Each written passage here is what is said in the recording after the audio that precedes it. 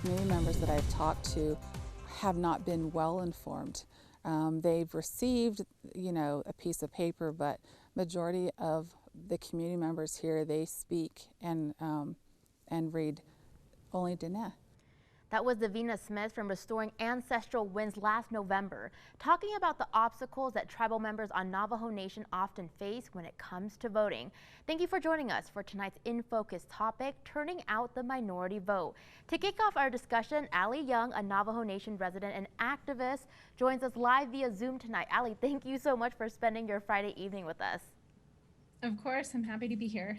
Allie, tell me a little bit about yourself, specifically about your activism work and your efforts with increasing votership. I'm Jeanette from the Navajo Nation, and my family's from Arizona. And my activism work really started back in 2015. I was actually one of the Native actresses who walked off of the Adam Sandler Ridiculous Six set in protest of Native representation and the hypersexualization of Native women in the film. So that's where everything kind of started. And since then, I've been really involved in my community and advocating for my community on all kinds of levels.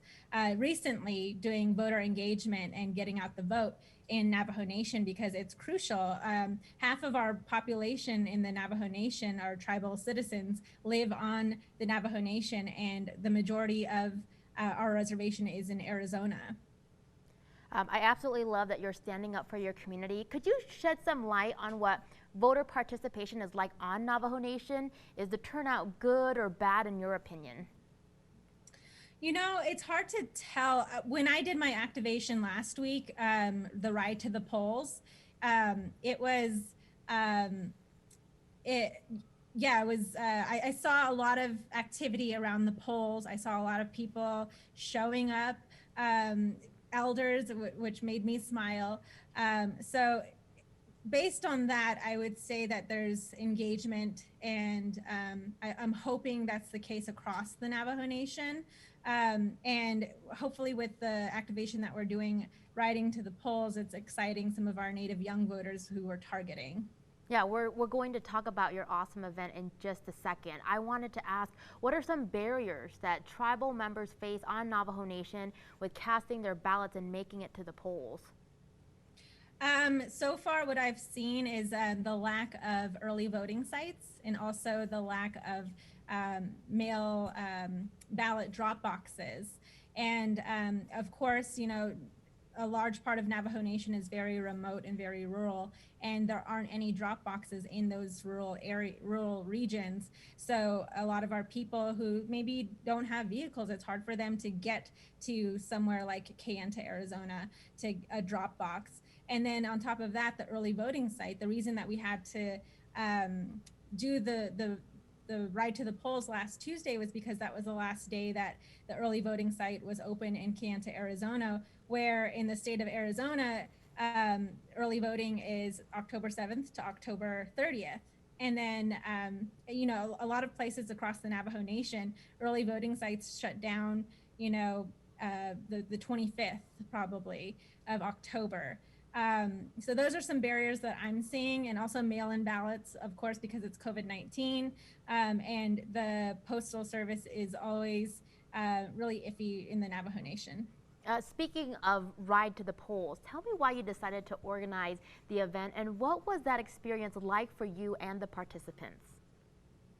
We decided to organize the event, my dad and myself, because we were trying to think of ways to engage our Native young voters who we were hearing, you know, I was hearing through social media and just on the ground in my work that our Native young voters weren't feeling motivated to participate in this election because of frustration, and why should we be participating in a colonial system that has never worked for us, which I completely get and understand and agree with.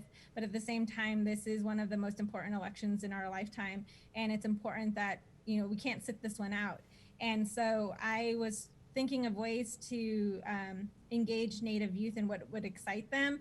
And our Native youth revere our ancestors and our elders so much that I said, let's do something that is in honor of our elders and our ancestors who fought for our right to vote. And they used to make sure that they used to exercise their vote by riding hours to the polls, even if they didn't have vehicles. I absolutely love that. That's a great way to look at things. What are some of the issues you think is most important to tribal members on Navajo Nation when it comes to the election?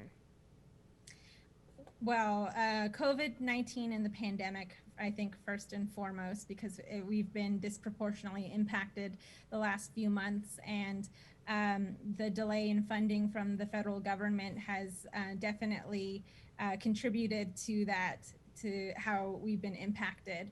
And you know, COVID-19 hasn't gone away. It's still here, and we're still being impacted. We're seeing rises in cases in Navajo Nation. So that is definitely one thing that we're looking at as far as you know, resources, supplies, funding.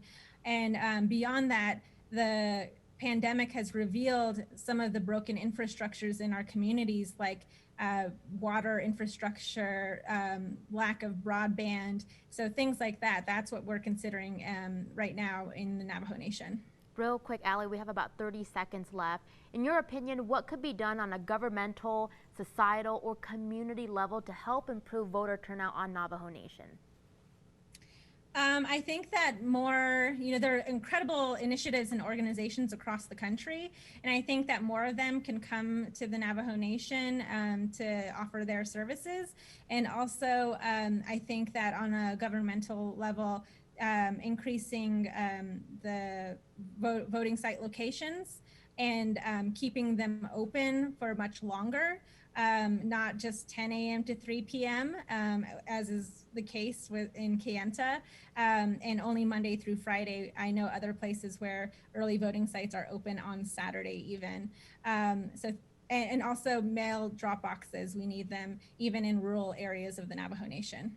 All right, we've been hearing from Allie Young, Navajo Nation resident and activist.